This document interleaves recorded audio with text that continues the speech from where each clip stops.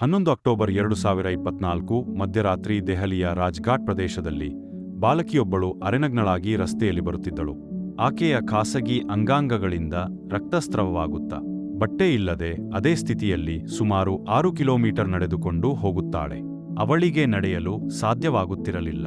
ಆದರೆ ವಿಚಿತ್ರವೆಂದರೆ ಆ ದಾರಿಯಲ್ಲಿ ಸಾಗುವ ದಾರಿಹೋಕರು ಕೂಡ ಬಾಲಕಿಯನ್ನು ಇಂಥ ಸ್ಥಿತಿಯಲ್ಲಿ ನೋಡುತ್ತಿದ್ದರು.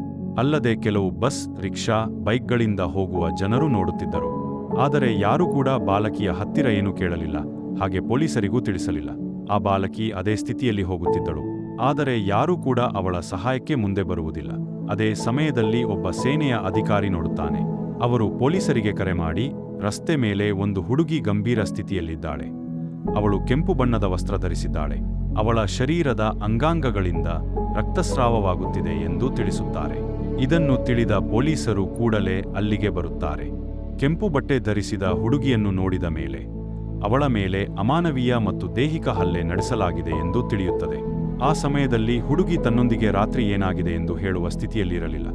ಆದರೆ ಅವಳ ಕೆಲವು ಮಾತುಗಳಿಂದ ಪೊಲೀಸರಿಗೆ ಅವಳ ಈ ಸ್ಥಿತಿಗೆ ಬಹಳಷ್ಟು ಜನ ಕಾರಣರಾಗಿದ್ದಾರೆ ಎಂದು ತಿಳಿಯುತ್ತದೆ. ನಂತರ ಹುಡುಗಿಯನ್ನು ಆಸ್ಪತ್ರೆಗೆ ಕರೆದುಕೊಂಡು ಹೋಗುತ್ತಾರೆ.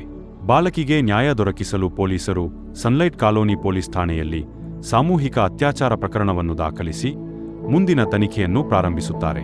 ನಂತರ ಪೊಲೀಸರು ಹುಡುಗಿಯ ಹತ್ತಿರ ಕೇಳಲು ಪ್ರಯತ್ನಿಸುತ್ತಾರೆ. ಆದರೆ ಹುಡುಗಿ ಇನ್ನೂ ಏನೂ ಹೇಳುವ ಸ್ಥಿತಿಯಲ್ಲಿ ಇರಲಿಲ್ಲ. ಪೊಲೀಸರನ್ನು ನೋಡಿ ಹೆದರುತ್ತಿದ್ದಳು.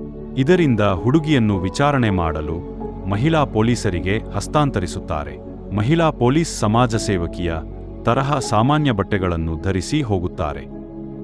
ತುಂಬಾ ದಿನಗಳಿಂದ ಹುಡುಗಿಯನ್ನು ಮಾತಾಡಿಸಿ ಅವಳನ್ನು ಚೆನ್ನಾಗಿ ನೋಡಿಕೊಳ್ಳುತ್ತಿದ್ದರು.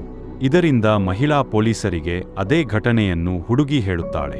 ಇದನ್ನು ಕೇಳಿದ ಮಹಿಳಾ ಪೊಲೀಸ್ ಕೂಡ ನಡುಗುತ್ತಾರೆ. ಹುಡುಗಿ ಅಳುತ್ತಾ ಹೇಳುತ್ತಾಳೆ, ತಾನು ಒಡಿಶಾದ ಭುವನೇಶ್ವರಿ ಎಂಬ ಪ್ರದೇಶದಲ್ಲಿ ಒಂದು ವಿಶ್ವವಿದ್ಯಾಲಯದಲ್ಲಿ ಓದುತ್ತಿದ್ದೆ. ಅದರ ಜೊತೆಗೆ ನರ್ಸಿಂಗ್ ಕೋರ್ಸ್ ಕೂಡ ಮಾಡಿದ್ದೆ. ಈ ನಡುವೆ ದೆಹಲಿಯಲ್ಲಿ ಇರುವ ಗೆಳತಿಯೊಬ್ಬಳು ಫೋನ್ ಮಾಡಿ, ನಿನಗೆ ಒಳ್ಳೆಯ ಕೆರಿಯರ್ ಮಾಡಬೇಕಾದರೆ ಒಡಿಶಾ ಬಿಟ್ಟು ದೆಹಲಿಗೆ ಬಾ ಎಂದು ಹೇಳುತ್ತಾಳೆ. ಆ ಹುಡುಗಿಯು ಒಪ್ಪಿಕೊಂಡು ಕೆರಿಯರಿಗೋಸ್ಕರ ದೆಹಲಿಗೆ ಬರುತ್ತಾಳೆ. ಅವಳು 8 ವರ್ಷಗಳಿಂದ ದೆಹಲಿಯಲ್ಲಿ ಸಾಮಾಜಿಕ ಸೇವೆಯ ಕೆಲಸ ಮಾಡುತ್ತಾ ಜನರಲ್ಲಿ HIV ಏಡ್ಸ್ ಹಾಗೂ ಸ್ವಚ್ಛತೆಯ ಬಗ್ಗೆ ಜಾಗೃತಿ ಮೂಡಿಸುತ್ತಿದ್ದಳು. ಕೆಲವೇ ದಿನಗಳ ನಂತರ ಅವಳ ಸ್ನೇಹಿತೆ ಅವಳನ್ನು ಒಟ್ಟಿಗೆ ಇರುವುದು ಬೇಡ ಎಂದು ಹೇಳುತ್ತಾಳೆ. ಸ್ನೇಹಿತೆ ಅವಳನ್ನು ದೆಹಲಿಯಲ್ಲಿ ಒಬ್ಬಳೇ ಬಿಟ್ಟು ಹೋಗುತ್ತಾಳೆ. ನಂತರ ಹುಡುಗಿ ಕೆಲವೊಮ್ಮೆ ಬಸ್ ಸ್ಟಾಪ್ನಲ್ಲಿ, ಕೆಲವೊಮ್ಮೆ ಫುಟ್ಪಾತ್ನಲ್ಲಿ, ಸಾರ್ವಜನಿಕ ಸ್ಥಳಗಳಲ್ಲಿ ಇರುತ್ತಿದ್ದಳು. ಆದರೆ ಅಕ್ಟೋಬರ್ 11ರ ರಾತ್ರಿ ಅವಳಿಗೆ ಎಲ್ಲಿಯೂ ಇರಲು ಜಾಗ ಸಿಗದ ಕಾರಣ ರಾಜಘಾಟ್ ಪ್ರದೇಶದ ಯಾರೂ ಇಲ್ಲದ ರಸ್ತೆಯಲ್ಲಿದ್ದಳು. ಪೊಲೀಸರಿಗೆ ವಿಷಯ ಹೇಳುವಾಗ ಹುಡುಗಿಗೆ ಸ್ಪಷ್ಟವಾಗಿ ಕೆಲವೆಷ್ಟೋ ನೆನಪು ಮಾತ್ರ ಇದ್ದವು. ಅವಳಿಗೆ ಹಿಂಸೆ ಮಾಡಿದವರು 3 ಎಂದು ಹೇಳುತ್ತಾಳೆ. ಅವರಲ್ಲಿ ಒಬ್ಬ ಆಟೋ ಚಾಲಕನಾಗಿದ್ದನು. ಹುಡುಗಿಯ ಹೇಳಿಕೆ ಆಧರಿಸಿ ಪೊಲೀಸರು ಆ ಪ್ರದೇಶದಲ್ಲಿ ತನಿಖೆಯನ್ನು ಪ್ರಾರಂಭಿಸುತ್ತಾರೆ. ಮೊದಲು ಅವರು ಆಟೋ ರಿಕ್ಷಾಗಳನ್ನು ಪರಿಶೀಲಿಸುತ್ತಾರೆ. ಸುಮಾರು 150 ರಿಕ್ಷಾಗಳನ್ನು ಹುಡುಗಿ ನೀಡಿದ ಮಾಹಿತಿಯ ಆಧಾರದ ಮೇಲೆ ಪರಿಶೀಲಿಸುತ್ತಾರೆ. ಹೀಗೆಯೇ ಪೊಲೀಸರು ಸರಾಯ್ ಕಾಳೆ ಖಾನ್ನಿಂದ 10 ಕಿಲೋಮೀಟರ್ ದೂರದ ರಿಂಗ್ ರೋಡ್ವರೆಗೆ ಎಲ್ಲಾ ಸಿಸಿಟಿವಿ ಫುಟೇಜ್ ಪರಿಶೀಲನೆ ಮಾಡುತ್ತಾರೆ. ಪೊಲೀಸರು ಸುಮಾರು 700ಕ್ಕೂ ಹೆಚ್ಚು ಸಿಸಿಟಿವಿ ಕ್ಯಾಮೆರಾಗಳ ಫುಟೇಜ್ ಪರಿಶೀಲಿಸುತ್ತಾರೆ. ಏನಾದರೂ ಆರೋಪಿಗಳಿಗೆ ಸಂಬಂಧಿಸಿದ ಸುಳಿವು ಸಿಗಬಹುದೆಂದು ಭಾವಿಸುತ್ತಾರೆ. ಪೊಲೀಸರು ಆಟೋ ಚಾಲಕರ ಮನೆಗಳಿಗೆ ಹೋಗಿ ಅವರ ಹತ್ತಿರದವರು ಮತ್ತು ಆ ಪ್ರದೇಶದ ಜನರ ಬಗ್ಗೆ ವಿಚಾರಣೆ ನಡೆಸುತ್ತಾರೆ. ಸಮಯ ಕಳೆಯುತ್ತಾ ಪೊಲೀಸರು ತಮ್ಮ ಪ್ರಯತ್ನದಿಂದಾಗಿ ಘಟನೆಯ 21 ದಿನಗಳ ನಂತರ ಒಂದು ಸಿಸಿಟಿವಿ ಫುಟೇಜ್ ಅನ್ನು ಪತ್ತೆ ಹಚ್ಚುತ್ತಾರೆ. ಆ ಫುಟೇಜ್ನಲ್ಲಿ ಆಟೋ ಚಾಲಕ ಹುಡುಗಿಯನ್ನು ರಿಂಗ್ ರೋಡ್ ಹತ್ತಿರ ಬಿಟ್ಟು ಓಡಿ ಹೋಗುತ್ತಿರುವುದು ಕಾಣುತ್ತದೆ. ಆಟೋ ಬಗ್ಗೆ ತನಿಖೆ ಪ್ರಾರಂಭಿಸಿದಾಗ ಆಟೋ ಮತ್ತು ಅದರ ಚಾಲಕರ ಬಗ್ಗೆ ಹೆಚ್ಚಿನ ಮಾಹಿತಿ ಲಭ್ಯವಾಗುತ್ತದೆ. ಆಟೋ ಚಾಲಕನ ಹೆಸರು ಪ್ರಭು ಮಹತೋ ಎಂದು ತಿಳಿಯುತ್ತದೆ. ಇದಾದ ನಂತರ ಪೊಲೀಸರು ಆತನನ್ನು ಬಂಧಿಸುತ್ತಾರೆ. ನಂತರ ಠಾಣೆಯಲ್ಲಿ ವಿಚಾರಣೆ ನಡೆಸಿದಾಗ ಗೊತ್ತಾಗುತ್ತದೆ, ಆತನೊಂದಿಗೆ ಇನ್ನಿಬ್ಬರು ದುಷ್ಟರು ಸಹ ಇದ್ದರು. ಆ ಇಬ್ಬರ ಹೆಸರು ಶಂಶುಲ್ ಮತ್ತು ಮತ್ತೊಬ್ಬನ ಹೆಸರು ಪ್ರಮೋದ್ ಆಗಿರುತ್ತದೆ. ಇದು ತಿಳಿಯುತ್ತಲೇ ಪೊಲೀಸ್ ಅವರಿಬ್ಬರನ್ನು ಅರೆಸ್ಟ್ ಮಾಡುತ್ತಾರೆ. ವಿಚಾರಣೆ ಮಾಡಿದಾಗ ಪ್ರಮೋದ್ ಹೇಳುತ್ತಾನೆ, ಆ ದಿನ ದೆಹಲಿಯ ಸರಾಯ್ ಕಾಳೆ ಖಾನ್ ಇಲಾಖೆಯಲ್ಲಿ ಯಾರೂ ಇರಲಿಲ್ಲ, ಹಾಗೆ ಕತ್ತಲೆಯಾಗಿತ್ತು. ದೆಹಲಿಯಲ್ಲಿ ಒಂದು ಚಿಕ್ಕ ಗುಜರಿ ಅಂಗಡಿಯಲ್ಲಿ ಸಾಮಾನುಗಳನ್ನು ಸರಿಯಾಗಿ ಇಡುತ್ತಿದ್ದ. ಅಂಗಡಿ ಬಂದ್ ಮಾಡುವ ಮೊದಲು ತುಂಬಾನೇ ಕುಡಿದಿದ್ದ.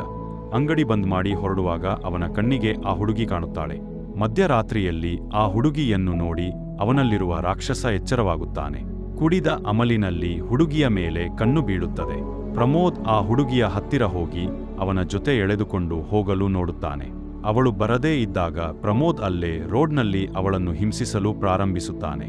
ಅವನು 11 ಅಕ್ಟೋಬರ್ನ ಆ ರಾತ್ರಿಯನ್ನು ಆ ಹುಡುಗಿಗೆ ಕೆಟ್ಟ ಕನಸಾಗಿ ಬದಲಿಸುತ್ತಾನೆ.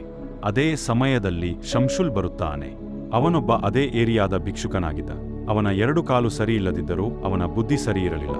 ಪ್ರಮೋದ್ ಆ ಹುಡುಗಿಯನ್ನು ಹಿಂಸಿಸುವುದು ನೋಡಿ ಇವನಲ್ಲಿರುವ ರಾಕ್ಷಸ ಎಚ್ಚರವಾಗುತ್ತಾನೆ. ಇಬ್ಬರು ಆ ಹುಡುಗಿಯ ದೌರ್ಬಲ್ಯದ ಲಾಭವನ್ನು ಪಡೆಯುತ್ತಾರೆ. ಅವರಿಬ್ಬರು ಅವಳನ್ನು ಪೊದೆಯೊಳಗೆ ಎಳೆದುಕೊಂಡು ಹೋಗುತ್ತಾರೆ. ಅವರಿಬ್ಬರು ಅವಳನ್ನು ಹಿಂಸಿಸುತ್ತಾರೆ. ಅವಳು ಎಷ್ಟು ಬೊಬ್ಬೆ ಹಾಕಿದರೂ ಅವಳ ಸಹಾಯಕ್ಕೆ ಅಲ್ಲಿ ಯಾರೂ ಇರಲಿಲ್ಲ. ಅವಳ ಪ್ರೈವೇಟ್ ಪಾರ್ಟ್ನಿಂದ ರಕ್ತ ಬರಲು ಶುರುವಾಗುತ್ತದೆ. ಇದೇ ಸಮಯದಲ್ಲಿ ಪ್ರಭು ಮಹಾತೋ ಆಟೋದಲ್ಲಿ ಅದೇ ಜಾಗಕ್ಕೆ ಬರುತ್ತಾನೆ. ಅವನಿಗೆ ಹುಡುಗಿಯ ಬೊಬ್ಬೆ ಕೇಳುತ್ತದೆ. ಅವನು ಆಟೋ ನಿಲ್ಲಿಸಿ ಅಲ್ಲಿ ನೋಡಿದಾಗ ಇಬ್ಬರು ಹುಡುಗಿಯ ಜೊತೆ ಕೆಟ್ಟ ಕೆಲಸ ಮಾಡುವುದು ನೋಡುತ್ತಾನೆ. ಇವನು ಆ ಹುಡುಗಿಗೆ ಸಹಾಯ ಮಾಡುವ ಬದಲು ಅವರೊಂದಿಗೆ ಕೆಟ್ಟ ಕೆಲಸದಲ್ಲಿ ಕೈ ಜೋಡಿಸುತ್ತಾನೆ. ಪ್ರಭು ಮಹಾತೋ ಅವಳನ್ನು ಆಟೋದಲ್ಲಿ ಹಾಕಿಕೊಳ್ಳುತ್ತಾನೆ. ಆದರೆ ಆ ಹುಡುಗಿಗೆ ಇದನ್ನು ವಿರೋಧಿಸುವ ತಾಕತ್ತು ಇರಲಿಲ್ಲ. ಪ್ರಭು ಅವಳನ್ನು ಹಿಂಸಿಸಿ ಆಟೋದಲ್ಲಿ ಬೇರೆ ಪ್ರದೇಶಕ್ಕೆ ಕರೆದುಕೊಂಡು ಹೋಗುತ್ತಾನೆ.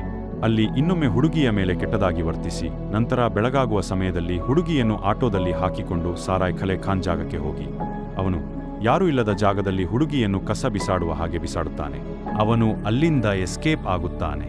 ನಂತರ ಹುಡುಗಿ ರಸ್ತೆಯಲ್ಲಿ ಬರುತ್ತಿರುವುದನ್ನು ಭಾರತೀಯ ವಾಯುಸೇನೆಯ ಅಧಿಕಾರಿ ನೋಡಿ ಪೊಲೀಸರಿಗೆ ತಿಳಿಸುತ್ತಾರೆ. ಅದರ ನಂತರ ಪೊಲೀಸ್ನವರು ಹುಡುಗಿಯನ್ನು ಹಾಸ್ಪಿಟಲ್ಗೆ ಸೇರಿಸುತ್ತಾರೆ. ಈಗಲೂ ಅವಳ ಚಿಕಿತ್ಸೆ ನಡೆಯುತ್ತಿದೆ. ನಂತರ ಪೊಲೀಸ್ನವರು 3 ಜನ ಆರೋಪಿಯರನ್ನು ಅರೆಸ್ಟ್ ಮಾಡುತ್ತಾರೆ. ಆರೋಪಿಗಳಿಗೆ ಕಠಿಣ ಶಿಕ್ಷೆಯನ್ನು ಒದಗಿಸಲು ಅವರು ಎಲ್ಲಾ ಸಾಕ್ಷಿಗಳನ್ನು ಒಟ್ಟು ಮಾಡಿ ಅದನ್ನು ಕೋರ್ಟ್ಗೆ ಕೊಡುತ್ತಾರೆ. ಕೃತ್ಯಕ್ಕೆ ಬಳಸಿದ ಆಟೋ ರಿಕ್ಷಾವನ್ನು ಜಪ್ತಿ ಮಾಡಲಾಗುತ್ತದೆ. ಆರೋಪಿ ಪ್ರಭು ಮಹಾತೋ ಕೋಟ್ಲಾ ಮುಬಾರಕ್ಪುರ್ ನಿವಾಸಿಯಾಗಿದ್ದು, ನರೇಲ್ದಲ್ಲಿರುವ ಪ್ರಮೋದ್ ಉರ್ಫ್ ಬಾಬು ಹಾಗೂ ಗಾಂಧಿನಗರದಲ್ಲಿರುವ ಶಂಶುಲ್ ಇವರನ್ನು ಜೈಲ್ಗೆ ಹಾಕುತ್ತಾರೆ. ಹಾಗೆ ನೋಡಿದರೆ ಶಿಕ್ಷೆಯನ್ನು ಕೊಡುವ ಕೆಲಸ ನ್ಯಾಯಾಲಯದ್ದು. ಆ 3 ಜನ ರಾಕ್ಷಸರಿಗೆ ನಿಮ್ಮ ಪ್ರಕಾರ ಯಾವ ಶಿಕ್ಷೆ ವಿಧಿಸಬೇಕು? ಈ ಘಟನೆಯನ್ನು ತಿಳಿಸುವ ಉದ್ದೇಶ ಯಾರ ಮನಸ್ಸಿಗೂ ನೋಯಿಸಬೇಕೆಂಬುದಲ್ಲ, ಯಾರಿಗೂ ತೊಂದರೆಯಾಗಬೇಕೆಂಬುದು ಅಲ್ಲ, ನಿಮ್ಮನ್ನು ಜಾಗರೂಕತರಾಗಿ ಮಾಡುವುದು ಮತ್ತು ಎಚ್ಚರದಿಂದ ಇರಲು ಹೇಳುವುದು. ಸ್ನೇಹಿತರೆ, ಈ ಘಟನೆ ಬಗ್ಗೆ ನಿಮ್ಮ ಅಭಿಪ್ರಾಯವೇನು ಎಂದು ಹೇಳಿ. ಮುಂದಿನ ವಿಡಿಯೋದಲ್ಲಿ ಮತ್ತೆ ಸಿಗೋಣ. ಧನ್ಯವಾದ.